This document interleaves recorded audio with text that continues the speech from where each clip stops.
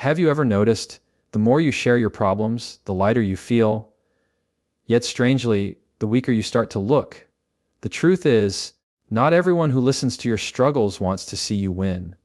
Some people use your problems as entertainment, some use them as ammunition, and very few actually care enough to help. So today, I want to tell you why the smartest move you can make is to stop handing people the keys to your struggles and start guarding your peace instead. You know, the truth is, not everyone deserves access to your struggles. And that's a hard pill to swallow because when life hits us, when pressure builds up, our first instinct is to talk about it. We want someone to know how much we're hurting, how unfair things feel, how heavy the load is. And that's normal. We're human. But here's the catch. Not everybody listening actually cares. Some people listen just enough to nod, but inside, they're not storing your pain as empathy. They're storing it as information. Information about where you're weak, where you're vulnerable, and where they can measure themselves against you. Think about it. The moment you start telling someone all your problems, you've just given them a roadmap to your insecurities. And not everybody is kind enough to hold that carefully. Some will handle it recklessly, and some will use it against you. They'll keep it in the back of their mind, and the next time there's tension or competition, that very problem you once trusted them with becomes their weapon.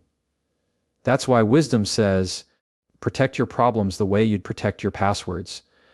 You don't just hand those out to anyone who asks, and it's not always malicious. Sometimes it's careless. People don't always mean to betray you, but they do. You vent to a coworker, and suddenly the whole office knows. You share your struggles with a family member, and by next weekend, everyone's giving you advice on a problem you never wanted public. See, once your words leave your mouth, you lose control of them. And the one thing you can't afford to lose control of is your peace. Let me tell you something that's true in every circle, every workplace, every family. The fewer people who know your problems, the safer your peace of mind is. The more private you keep your struggles, the more power you hold. Because power isn't about how much you say, it's about how much you can keep to yourself. Silence is not weakness. Silence is strategy. People sometimes confuse being open with being strong. They think vulnerability means sharing everything with everyone. But strength isn't measured by how loud your problems are. It's measured by how quietly you can carry them without losing yourself. You don't need everyone to see your wounds to prove you're human. You don't need an audience for your pain.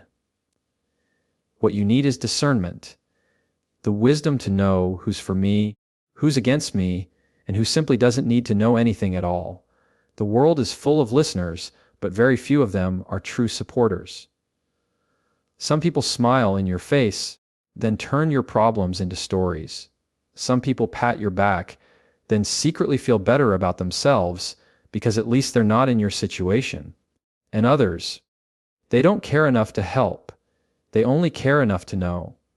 And once you understand that, you'll start protecting yourself differently. You'll start realizing, I don't have to tell everyone what I'm going through. Because the truth is, sometimes the best response is no response. Sometimes the strongest move is to keep it to yourself, deal with it privately, and only share when you've already overcome it. That way, people don't see your weakness. They see your strength. They don't see the storm you survived. They see the strength it took to walk out of it. So no, not everyone deserves access to your struggles. Because the wrong person will drain you, but the right person will help you. And the difference between the two is knowing who you can trust and who you should stay silent around. Here's something most people don't realize. When you share your problems with the wrong people, you're not inviting solutions, you're inviting opinions. And opinions don't heal. Opinions don't fix. Opinions just weigh you down more than the problem itself. Because think about it. How many times have you opened up to someone expecting understanding, but instead you walked away feeling judged? You expected relief, but instead you felt smaller, weaker, almost like you'd given away a piece of your dignity. That's the danger of oversharing. It doesn't always bring help. Sometimes it brings more damage. See, people love to give advice, but not all advice is born out of wisdom. A lot of advice comes from pride. Some people aren't trying to help you. They're trying to feel smarter than you. They'll listen to your problem, and instead of compassion, they'll hand you a lecture. They'll make you feel like you should have already known better, like your struggle is your fault. And suddenly, you went to them for relief, but now you're walking away carrying their judgment on top of your burden. And here's what's even trickier. Some people don't give you advice for your sake. They give it for control. The more you depend on their answers, the more powerful they feel. They don't want you to figure it out on your own, because if you did, they'd lose their sense of importance in your life. So what looks like support is actually a way of keeping you tied to them, always coming back, always leaning, never standing fully on your own. And if you're not careful, you end up mistaking manipulation for mentorship. Another problem with oversharing is this: it multiplies the voices in your head. You tell 5 different people about the same issue, and now you've got 5 different perspectives competing with your own. Instead of clarity, you're left with confusion. Instead of focusing on solutions, you're buried under noise. And the more noise you let in, the harder it is to hear your own wisdom, your own instincts, that inner voice that often knows the way forward before anyone else does. Sometimes the people you talk to don't even mean harm, but they still make things worse. They project their own fears, their own regrets, their own limitations onto you. You tell them your dream, and they'll remind you of all the reasons it's risky. You tell them your struggle, and they'll make it sound bigger than it is. Not because they hate you, but because that's how they see the world. And if you're not careful, you'll start seeing it their way too. That's why it's so important to be selective. Not silent forever, but strategic, because not every ear deserves your honesty. Not every voice deserves the chance to shape your next move. Oversharing is like leaving your door wide open. You don't just let in the people who care, you let in anybody who happens to be passing by. And once they're in, they don't always leave quietly. At the end of the day, your problems need less talking and more solving. And solving doesn't come from scattering your pain across 100 conversations. It comes from guarding your energy, narrowing your circle, and remembering that the loudest voices aren't always the wisest ones. So don't confuse sharing with healing. Healing doesn't happen in judgment. Healing doesn't happen in gossip. Healing happens when you stop giving everyone a say in your life and start choosing carefully who actually gets the privilege of knowing your struggle. One of the hardest lessons you'll ever learn is that your problems don't always stay where you left them. You can share something in confidence, believing it will remain between you and that person, but the moment it leaves your lips, it has legs of its own. And problems in the wrong hands, they don't stay as problems. They turn into stories. They turn into gossip. And before long, they're not even your words anymore. They're somebody else's version of your life, traveling further than you ever imagined. See, people don't always spread your problems because they hate you. Sometimes they do it because it's entertaining. Your struggle becomes the headline in their conversation with someone else. They tell it with drama, with detail, with just enough twist to make the story juicy. And before long, your private pain is being passed around as casual conversation. What started as your truth becomes someone else's amusement. That's the risk you take when you hand your struggles to people who don't value privacy. And here's the reality. People love stories. They may not repeat your successes, they may not brag about your strengths, but the moment you give them a problem, suddenly it's worth repeating. Why? Because problems are easier to digest than victories. Struggles make people feel less alone, sometimes even superior, and gossip has a way of traveling faster than anything good ever will. What makes it worse is this: once people start repeating your struggles, you lose control of the narrative. You no longer get to decide how it's told.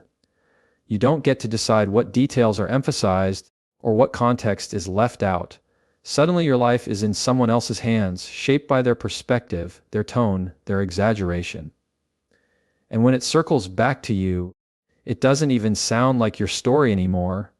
It's distorted, colored, and twisted by people who were never supposed to have it in the first place. That's why being careful with your words matters. Because every time you share a problem with the wrong person, you're not just letting them into your life, you're letting their entire circle into your life too. And here's the truth, once it's out there, you can't pull it back. You can't unring that bell. The only way to guarantee your problems don't end up as gossip is to keep them with you or to share them only with someone who's earned the right to hear them. And I want you to really think about this. How many times has gossip destroyed trust, ruined relationships, or made you question people you thought were close to you? Most of the time, it didn't start with a lie. It started with truth. A piece of truth that was handed to someone who wasn't responsible enough to carry it. That's all it takes. And it spreads, not because the problem was too big, but because the wrong person couldn't keep it small. So when I say keep your problems private, it's not about shutting everyone out. It's about protecting yourself from becoming the center of conversations you never asked to be in. It's about guarding your dignity and making sure your struggles don't become entertainment. Because here's the reality, the less people know about your problems, the less they have to say about you. And when they have less to say, you hold more power. The truth is, your problems don't define you. But when you start sharing them with everybody, that's exactly what happens. People stop seeing the whole picture of who you are, and they start reducing you down to the struggles you've spoken the loudest about. You might have 10 strengths, 10 victories, 10 qualities that set you apart, but the moment you make your problems your headline, that becomes the label people attach to you. And over time, you don't just become the person who has struggles, you become the person who is the struggle. That's the danger of telling everyone what you're going through. It's not that problems themselves make you weak. It's that people begin to identify you by them. You become the one who's always stressed, the one who's always broke, the one who's always unlucky in relationships. And the more you repeat those stories, the deeper that identity sticks. Even if you move past the problem, people's memory of you often lingers where your words left them. And let's be real, once people see you through the lens of your problems, it's hard to change their perspective. Even when you grow, even when you improve, they'll still hold on to that old image. Why? Because you taught them who you were by what you kept repeating. You gave them the soundtrack, and they just keep replaying it. That's why guarding your words matters so much. Because every time you talk about a struggle, you're not just venting. You're painting a picture of yourself in someone else's mind. Now, does that mean you should never share anything? Of course not. But it does mean you need to be intentional. There's a difference between sharing a problem with someone who can truly help you versus broadcasting it to people who can only label you by it. One adds value, the other takes it away. And the more you choose the wrong audience, the more you risk being remembered for your hardships instead of your strengths. It's also worth thinking about the energy you create when you constantly speak your problems out loud. The more you tell the story of your struggle, the more you start believing that's who you are. Words have weight. And when you keep repeating your pain, it reinforces the idea that your pain is permanent. That's how people get stuck. They don't just go through problems, they start living inside them. They turn a season into an identity. But you're not your failures. You're not your heartbreaks. You're not your mistakes. Those are things you went through, not definitions of who you are. The problem is, when you make them your story to everyone, people won't separate the two. They won't see that you had a problem. They'll see that you are the problem. And if you don't protect yourself from that, you end up carrying the weight of other people's perception, not just your actual situation. The strongest people aren't the ones who never struggle. They're the ones who refuse to be defined by the struggle. They face it, they work through it, and when they talk about it, it's only after they've overcome it. So their story inspires instead of labels. That's the difference. If you want people to remember your strength, don't make your problems your introduction. Make your growth your introduction. Make your resilience the story they know you for. Because at the end of the day, you don't get to control what problems life gives you, but you do get to control what identity people attach to your name. And that choice is made every time you decide whether to share your problems or to protect them until they've already been turned into victories. There's something powerful about silence. People often confuse it with weakness, like if you're not talking about every hardship, every frustration, you must not be strong enough to face it. But the truth is the opposite. Complaining is easy. Silence takes strength. Anybody can open their mouth and unload their pain on the world. That doesn't cost anything, but it takes real discipline to carry your struggles with composure, to sit with your pain without needing an audience for it, to stand tall even when you feel like collapsing inside. And here's what happens when you live that way. People respect you more. Think about it. We've all been around someone who complains nonstop. They talk about what's wrong with their job, their family, their money, their health. Every conversation circles back to their problems. And what happens over time? You stop seeing them as strong, you start seeing them as heavy. Being around them drains you because all they've shown you is their weakness, never their resilience. That's what complaining does. It drains the listener and it lowers the speaker. But now picture the opposite. Picture someone you know who doesn't broadcast every hardship. They move through life with calmness. You can tell they're carrying something because everyone's carrying something, but they don't feel the need to announce it. They just keep showing up, keep working, keep holding their head high. That person doesn't lose respect. They gain it. Because strength is quiet. Real strength doesn't need to prove itself with words. It proves itself with presence. Silence doesn't mean you're ignoring your pain. It doesn't mean you're pretending it doesn't exist. It means you're choosing not to make your pain your brand. You're choosing to let your actions speak louder than your complaints. And in doing so, you shift the way people see you. Instead of being the one who always needs help, you become the one others look to for inspiration. Here's something you should remember. The world is always watching. Even when you think nobody notices, they do. And when people see that you don't crumble under pressure, when they see that you carry your struggles with grace, they respect you more. They may never say it out loud, but they admire it. Because deep down, everyone knows silence requires control. Complaining is emotional release, but silence is emotional mastery, and mastery always commands respect. Now, I'm not saying you should never open up. There are moments to share, moments to ask for help, moments to let someone you trust step into your struggles with you. But the problem comes when you make complaining your habit, when every situation, every setback, becomes another story you feel you have to tell. That's when you drain the respect out of yourself.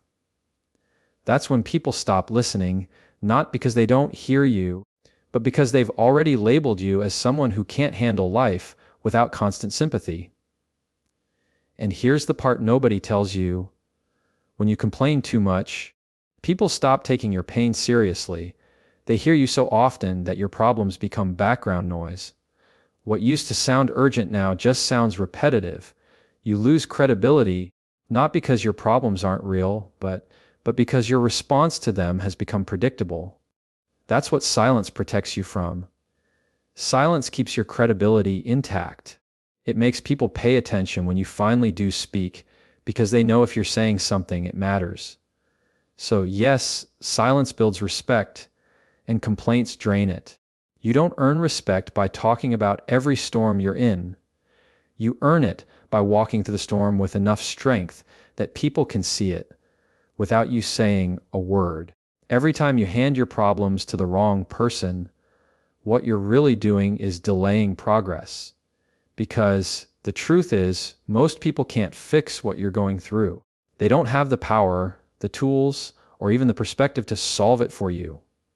So what ends up happening? You share your problem, they give you a reaction, maybe a little sympathy, maybe a quick piece of advice, and for a moment you feel lighter. But that feeling fades because nothing has actually changed. You just traded action for conversation. And that's why so many people stay stuck. They spend more time talking about their problems than they do solving them. They want comfort more than clarity. They want sympathy more than strategy. But here's the reality: sympathy might make you feel understood, but solutions are what move you forward. And the longer you sit in circles of sympathy, the longer you delay the growth that only comes from actually doing the work. You have to ask yourself, what do I really want? Comfort or change? Because they don't usually come together. Comfort makes you feel safe, but change makes you stronger. Comfort keeps you talking, but change pushes you into action.